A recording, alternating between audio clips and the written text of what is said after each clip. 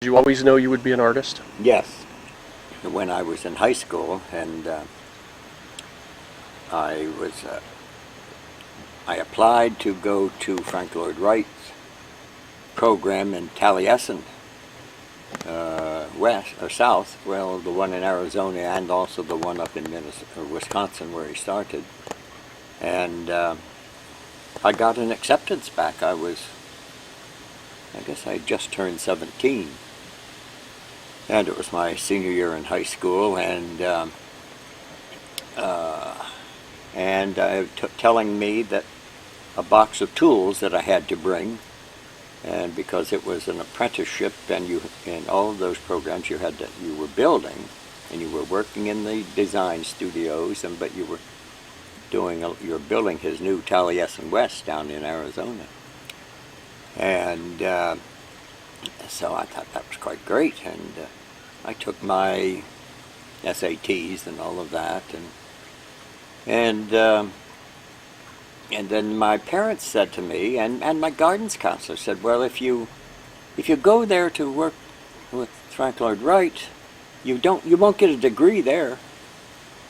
And my being so young and naive, I thought, well, maybe that's bad, So I went and applied to universities.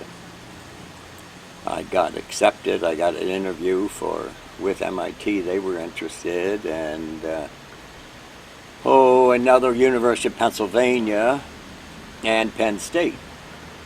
Well, Penn State was a state university. Tuition was $100 a year, and tuition at the University of Pennsylvania and at Harvard, even in those days, was about $2,000 a year. Well, so I went to Penn State, and the dean of architecture. Very, very delightful man. Oh, older gentleman. He was near retirement, so I can call him elderly. And so he invited all of the new students out to his house for a Saturday afternoon tea. And there were about 24, 25 of us in that class. And I've said to myself later, I should have known right then, because he had a virtually new, maybe 2-year-old house, and it was a full Cape Cod cottage house. And I should have known I was in the wrong place at that time. It took a couple of years later. I said, Jesus, I should have known that 3 years ago. Because it was a very standard, unexciting. Yes, yeah. Okay. But so I studied architecture for 3 years, and then I stopped to go. I decided I wanted to go. I took a semester. Then I took a semester. I was standing in line. No, I switched over into art education, and that seemed quite the fit. And I decided I wanted to go to Europe to paint. And I got a job on a freighter going over through some connections my family had, and I was to leave in 1st of February. And I dropped out at Christmas time.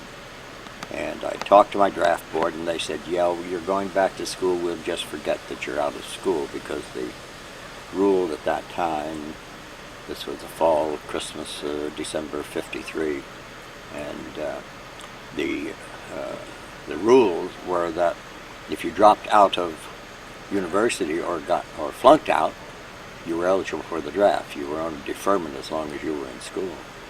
But my local draft board said, well, we don't think we have to, since you're going back, we'll just ignore you. Well, about a month after I was home, just about ready to go to get on this freighter, I got a letter from them in the mailbox, and saying you'd been drafted to report for, physical examination, induction into the U.S. Army. Yep. And so I got kind of my way into all kinds of easy jobs, and ended up my last 7 months as a draftsman in Germany with 2 of us, and there wasn't enough work for 1 really, and so I got to Europe and enjoyed Germany for 7 months. Did you paint? Oh yes. And then I applied to get out early. You could get an early release up to 3 months if you were going back to university. So I applied to go back into architecture, but I was standing in line up for registration at the end of January of '56. This would have been, and we were lined up in front of these big tables. They had punch cards by that time. You didn't, when you know, a big thing, and we were lined up alphabetically according to discipline, and I was getting up close to the table. There were 3 or 4 guys ahead of me, and the guys in the line next to me were art students and talking about all the classes they were going to be taking, and I was facing a bunch of engineering courses and I just jumped the line. You went from one line to the other. Just 3 people from the table. You know, Army didn't care whether I went in architecture or art education, and the art education department had the best artists in it. The art department, the fine arts department at that time was stodgy old academics, and so one of the first courses that I had to take was or in that first term anyhow, I had to take a pottery course. Oh, I got really hooked, and then a guy came in, a PhD student, and this graduate student who was in came in to talk to him, had a copy of what was then called Craft Horizons magazine. It's now in the 80s, early 80s, it got transformed into American Craft magazine. And he flipped it open, and he showing him this picture of this center spread and then some black and white photographs of this abstract expressionist pottery. Mm-hmm. And I said, whoa, where do I go and learn about this? It was Peter Volka's work. Now, Peter Volka's became very, very famous. Had the impact on the ceramic world, and I'm talking worldwide, that Picasso had on painting. Much the same way. And I said, and I had been a big fan of the abstract expressionists of the late 40s and early 50s. And, for example? Klein, Jackson Pollock.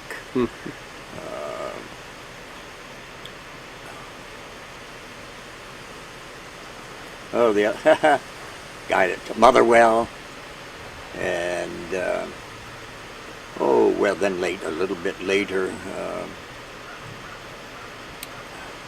these names slip my mind. I know exactly who they are, you know, but all of them, really excited about them. And Picasso, of course. I remember seeing the Picasso's Guernica in the Museum of Modern Art in New York in 1954 or 55 or 56, somewhere one of those years, and just overwhelmed by it, walking up that. I don't know if you've ever seen it. It's now back in Spain. You walked up this main central staircase to the mezzanine level, and as you come up the top of the stairs, there was this 17-foot wide, 8-foot high painting, just overpowering. So anyhow, and I said to George Papadopoulos, where do I go to know about this stuff seriously? And he said, well, you're here in the East. He said, if you're in the East, you go to Alfred. And I jokingly said to him, I don't know who he is, but I'm going to find him. No, he said it's a school in upstate New York. They have the best ceramics department in the world. I said, oh, that sounds right. So I graduated from Penn State, and I taught, went up got a job teaching in New York, near Watertown, New York, in a little village for about, $1,000 more than they were going to pay me in Pennsylvania to teach. So I took the job. I thought I'd stay 3 years, but it was such an exhausting job. I was 3 schools, and so I applied to Alfred to do a master's degree, and went there in the summer of 59. I taught 2 years, 57 to 59, and spent 2 years at Alfred. I went that summer, and then 2 more full years, and graduated with the master's in 61. Mm-hmm. I've been making pottery, well, ever since So 1956. you began to make pottery and sell pottery then? I began selling by 1960. Okay. Matter of fact, I won a prize, I should say 59, at the end of the first summer. After the summer session was over, I made one large piece, hand-built piece, not worked on the wheel, and I entered it in a competition at the Rochester, New York Museum. They were having a craft competition, which is an annual affair, and I entered that in the competition. I think it was a September-October competition. You had to send the work in, and I got prize for best ceramic. And there were graduate students who were a year ahead of me and so forth, several of whom who submitted and didn't get in. Well, they were a little miffed at me. I felt a little sheepish about it. And this collector, who was actually a psychology professor at Alfred, was quite a collector of ceramics, and he was determined. He had money. And every time he saw that a piece of ceramics from the ceramics department at Alfred won a prize of any kind, he made sure he bought that piece. And so that was my first sale of a piece. Paid $75 for it. Yeah. That was a big chunk for Yeah. them. Yeah. I was quite stunned. It was something that I might charge $700 for today, but $75 for a pot was a lot of money then. Right. This was more sculpture than pot. Well, and it had a picture of, then a photograph of it in this Craft Horizons magazine in their next issue. Right. Pretty neat.